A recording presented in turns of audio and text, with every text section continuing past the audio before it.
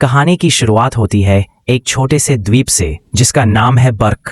यह एक बहुत ठंडी, हवा से भरी और चट्टानों वाला इलाका है जहां पर वाइकिंग लोग रहते हैं। वाइकिंग एक ऐसी जाति है जो अपने साहस, युद्ध कौशल और वीरता के लिए जानी जाती है। लेकिन इस गांव की सबसे बड़ी समस्या है ड्रैगन। ये ड्रैगन समय समय पर गांव पर हमला करते हैं, भेड़ों को उठा ले जाते हैं, अनाज के भंडार को जला देते हैं और हर चीज में तबाही मचा देते हैं। गांव का हर व्यक्ति एक ही बात पर विश्वास करता है, ड्रैगन हमारे शत्रु है। हर बच्चे को बचपन से यही सिखाया जाता है कि बड़ा होकर उसे ड्रैगन से लड़ना है और उन्हें मार गिराना है। इस गांव का मुखिया है स्टोइक द वास्ट, जो बहुत शक्तिशाली और बहादुर है। उसका एक बेटा है हिकअप हॉरेंडस हैडॉक। हिकअप बहुत कमजोर और दुबला पतला होता है। वह न तो अपने पिता की तरह बलवान है, न ही किसी योद्धा की तरह डरावना। गांव के सभी लोग, यहाँ तक कि उसके पिता भी, मानते हैं कि हिकअप कभी भी असली वाइकिंग नहीं बन सकता। लेकिन हिकअप के भीतर एक अलग ही प्रकार की बुद्धि है।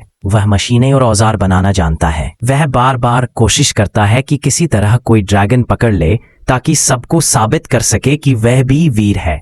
एक रात गांव पर बहुत बड़ा ड्रैगन के झुंड का आक्रमण होता है, जिससे हर ओर आग, चीख पुकार और डर फैला जाता है। सभी वाइकिंग अपने हथियार लेकर ड्रैगन से लड़ने लगते हैं। हिकअप भी अपने द्वारा बनाई गई एक नई यंत्र धनुष जैसी मशीन लेकर तैयार हो जाता है। वह आसमान में उड़ते ड्रैगन की ओर निशाना साधता है। तभी आसमान में एक रहस्यमय, काला, बहुत तेज और अनदेखा ड्रैगन आता है। उसे सभी नाइट फ्यूरी कहते हैं। यह इतना तेज होता है कि किसी ने उसे कभी ठीक से देखा भी नहीं है। हिकअप अपनी मशीन से उसी पर निशाना लगाता है और सौभाग्य से उसका निशाना सटीक लग जाता है। लेकिन कोई उस पर विश्वास नहीं करता। सभी कहते हैं कि हिकअप ने झूठ कहा है, क्योंकि नाइट फ्यूरी को कोई पकड़ नहीं सकता। अगले दिन हिकअप अकेले जंगल में जाता है अपने शिकार को खोजने के लिए। काफी तलाश के बाद वह एक घाटी में जाकर देखता है। वहां नाइट फ्यूरी गिरा पड़ा है, जमीन पर बंधा हुआ, घायल। वह सांस ले रहा है, उसकी पूंछ का एक हिस्सा टूटा हुआ है। हिकअप उसे देखकर भयभीत हो जाता है। उसके पास जाता है, वह उसे मारने के लिए तैयार होता है। लेकिन जैसे ही उसकी नजर उस ड्रैगन की आंखों में पड़ती है, उसे उसमें डर और दर्द दिखाई देता है। हिकअप का मन बदल जाता है। वह सोचता है, क्या सच में इसे मारना जरूरी है? और फिर वह उसकी रस्सियां काट देता है और उसे आजाद कर देता है। ड्रैगन पहले तो दहाड़ता है, लेकिन फिर उड़ने की कोशिश करता है और गिर जाता है, क्योंकि उसकी पूंछ का एक हिस्सा टूट चुका था। हिकअप समझ जाता है कि यह उड़ नहीं सकता। हिकअप धीरे धीरे वहां से चला जाता है, लेकिन उसका मन उसी के पास अटका रह जाता है। कुछ दिनों बाद हिकअप फिर से उसी जगह जाता है। वह नाइट फ्यूरी को खाना देने की कोशिश करता है, पर नाइट फ्यूरी उस पर झपटता है। धीरे धीरे हिकअप उसे समझने की कोशिश करता है। वह उसके लिए मछलियां लेकर आता है। धीरे धीरे नाइट फ्यूरी का डर कम होता है और उन दोनों के बीच विश्वास बनने लगता है। एक दिन हिकअप उसके करीब जाता है और पहली बार उसे छूने में सफल होता है। वह उसकी आंखों में देखता है और दोनों के बीच एक अनोखा रिश्ता बन जाता है। हिकअप उसका नाम रखता है टूथलेस, क्योंकि उसके दांत छिपे रहते हैं, जब चाहे तभी बाहर आते हैं। हिकअप समझ जाता है कि टूथलेस उड़ नहीं पा रहा है, क्योंकि उसकी पूंछ का एक हिस्सा टूटा है। वह अपने ज्ञान और बुद्धि से उसके लिए एक यांत्रिक पूंछ बनाता है, लकड़ी और चमड़े से बनी होती है, जिससे टूथलेस फिर से उड़ सके। लेकिन उस पूंछ को उड़ते समय किसी को नियंत्रित करना पड़ेगा, इसलिए हिकअप खुद उसकी पीठ पर बैठता है और दोनों मिलकर उड़ान भरते हैं।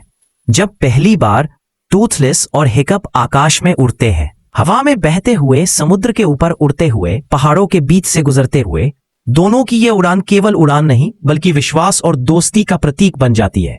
उधर गांव में बच्चों की ड्रैगन से लड़ने की प्रशिक्षणशाला चल रही होती है। वहां हिकअप के साथ उसके साथी भी होते हैं, एस्ट्रिड, स्नोक्लाउट, फिश लेग्स और जुड़वा भाई बहन रफनट और टफनट।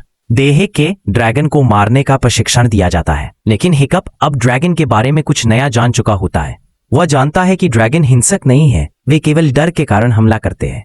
हिकअप टूथलेस से जो सीख चुका था उसे प्रशिक्षण में लागू करता है। वह ड्रैगन को मारने के बजाय उन्हें शांत करता है। कभी उन्हें खाना देता है, कभी आंखों में देखता है, कभी बिना डर दिखाए धीरे से पास जाता है। सब लोग हैरान रह जाते हैं कि हिकअप बिना लड़े ड्रैगन को काबू कैसे कर लेता है। धीरे धीरे वह गांव का सबसे सफल ड्रैगन प्रशिक्षक बन जाता है। हिकअप की सफलता देखकर एस्ट्रिड को शक होता है और एक दिन जब हिकअप टूथलेस के पास जा रहा होता है तब वह उसका पीछा करती है और देखती है कि हिकअप एक असली ड्रैगन के पास आया है। वह डर जाती है और गांव जाकर सब बताने की धमकी देती है। तभी टूथलेस उसे पकड़कर आसमान की सैर कराता है। वह एस्ट्रिड को इतनी ऊंचाई पर ले जाता है कि उसका डर खत्म हो जाता। फिर वह उसे नीचे एक रहस्यमय जगह दिखाता है। वहां सैकड़ों ड्रैगन रहते हैं और बीच में एक विशाल ड्रैगन रेड डेथ जो बाकी छोटे ड्रैगन्स को डराकर खाना चुराने पर मजबूर करता है। हिकअप समझ जाता है कि असली दुश्मन ये छोटे ड्रैगन नहीं है बल्कि ये विशाल ड्रैगन है जो सबको भय में रखता है। इधर हिकअप की परीक्षा का समय आ जाता है जिसमें उसे एक ड्रैगन को मारना होगा, लेकिन हिकअप अपनी सूझबूझ से उसे काबू कर लेता है। लेकिन तभी हिकअप के डैड उस ड्रैगन को भड़का देते हैं। तभी पोपला को हिकअप के खतरे में होने का आभास हो जाता है और वह भागता हुआ परीक्षा वाले जगह में आ जाता है और उस ड्रैगन से लड़ने लगता है। तभी हिकअप के डैड पोपला से लड़ने लगते हैं। तभी पोपला हिकअप के डैड के ऊपर जैसे ही आग से हमला करने वाला होता है तभी हिकअप उसे रोक लेता है, जिससे सभी मिलके पोपला को कैद कर लेते हैं। जब हिकअप अपने पिता को यह सब समझाने की कोशिश करता है तो स्टोइक गुस्से में आ जाता है। उसे लगता है कि उसका बेटा ड्रैगन के पक्ष में खड़ा है। वह टूथलेस को कैद कर देता है और अपने जहाजों के साथ उस घोंसले पर हमला करने निकल जाता है। लेकिन वहां पहुंचकर सच्चाई सामने आती है। रेड डेथ इतना विशाल ड्रैगन है कि पूरा पहाड़ हिलने लगता है। वह सब पर हमला कर देता है। सारे वाइकिंग डर जाते हैं। इधर हिकअप सबको एक एक ड्रैगन लेके चलने के लिए मना लेता है। सभी ड्रैगन में सवार होकर घोंसले के लिए निकल जाते हैं। वहां पहुंचकर हिकअप देखता है कि वह विशाल ड्रैगन सब पर हमला कर रहा है। हिकअप को समझ आता है कि केवल टूथलेस ही इस दैत्य को रोक सकता है। वह अपने साथियों की मदद से टूथलेस को मुक्त कराता है। दोनों मिलकर आकाश में उड़ते हैं और रेड डेथ का सामना करते हैं। बड़ा ड्रैगन उनके चारों ओर आग उगलता है और टूथलेस अपनी गति और चतुराई से बच निकलता है। हिकअप उसके कमजोर हिस्से आंखों और पंखों पर वार करने की योजना बनाता है। अंत में टूथलेस उसके ऊपर से गिरता है और अपनी आग से उसके अंदर विस्फोट कर देता है। रेड डेथ आकाश में जलता हुआ नीचे गिरता है और समुद्र में डूब जाता है। लेकिन उसी विस्फोट में हिकअप भी गिर जाता है। टूथलेस अपनी पूरी शक्ति लगाकर उसे बचा लेता है। जब हिकअप को होश आता है वह अपने घर में होता है। टूथलेस उसके पास बैठा होता है। वह देखता है कि उसकी एक टांग अब नहीं है। उसकी जगह लोहे और चमड़े से बनी एक कृत्रिम टांग लगी है। अब वह भी टूथलेस की तरह अधूरा होकर भी पूर्ण है। बाहर निकलते ही वह देखता है कि पूरा बर्ग बदल चुका है। अब ड्रैगन गांव के साथी बन चुके हैं। लोग उन पर सवारी करते हैं, बच्चे उनके साथ खेलते हैं। ड्रैगन अब भय नहीं बल्कि मित्रता का प्रतीक बन चुके हैं। हिकअप और टूथलेस सबके हीरो बन जाते हैं। गांव के लोगों को अब समझ आता है कि डर से बड़ी कोई समस्या नहीं और समझ से बड़ी कोई शक्ति नहीं।